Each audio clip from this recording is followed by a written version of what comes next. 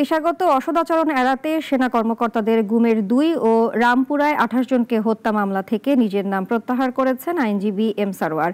পরে ৭ সেনা কর্মকর্তার পক্ষে নতুন আইনজীবী নিয়োগ করা হয়। অন্যদিকে ১৩ নভেম্বর মানবতাবিরোধী মামলায় শেখ হাসিনার রায়ের দিন নির্ধারণ ঘিরে কোনো চাপ নেই জানান প্রসিকিউশন। অলিউল রনির রিপোর্টে বিস্তারিত। গুমের ২ মামলা ও রামপুরায় ২৮ জনকে হত্যায় গেল ২২ অক্টোবর ট্রাইব্যুনালে হাজির করা হয় ১৫ সেনা কর্মকর্তাকে। সেদিন তাদের পক্ষে আইনজীবী হিসেবে ওকালতনামা দাখিল করেন ব্যারিস্টার এম সারোয়ার। পরে উপলব্ধি করেন আগে গুমের অভিযোগ দেয়ায় এ মামলায় আইনজীবী হিসেবে থাকার যোগ্য নন তিনি। সকালে ট্রাইব্যুনালে আনুষ্ঠানিকভাবে ওকালতনামা প্রত্যাহার করতে যান তিনি। পরে তার আবেদনে সাড়া দিয়ে তা বাতিল করেন বিশেষ আদালত। ট্রাইব্যুনালের অনুমতি ছাড়া ওকালতনামা প্রত্যাহার করার সুযোগ নাই। আজকে আবেদনের মাধ্যমে মাননীয় ট্রাইব্যুনালে আমার নাম প্রত্যাহার করার জন্য আবেদন করেছি।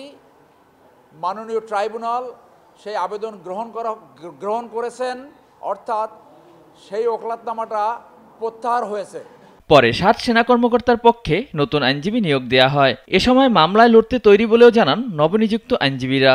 তো আজকে আমরা যেটা করেছি ওকালতনামাটা দিয়েছি এবং সেই সাথে আমরা চিফ প্রসিকিউটর বরাবর একটা পিটিশন দিয়েছি যেন ওই সংশ্লিষ্ট যে মামলাটা আছে সেই মামলা সকল কাগজ যেন আমরা হাতে পাই within a very short time.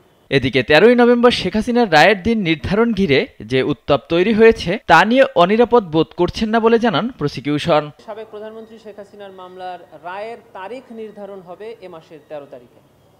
তার জন্য প্রসিকিউশনের প্রস্তুতি কিছু নেই।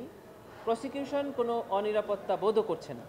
প্রসিকিউশনের দায়িত্ব হলো ট্রাইব্যুনালে তদন্ত সংস্থা থেকে যে অভিযোগগুলো আনা হয় সেটি ট্রাইব্যুনালে প্রমাণ করার জন্য চেষ্টা করা, সাক্ষ্য উপস্থাপন করা, যুক্তিতর্ক তুলে ধরা।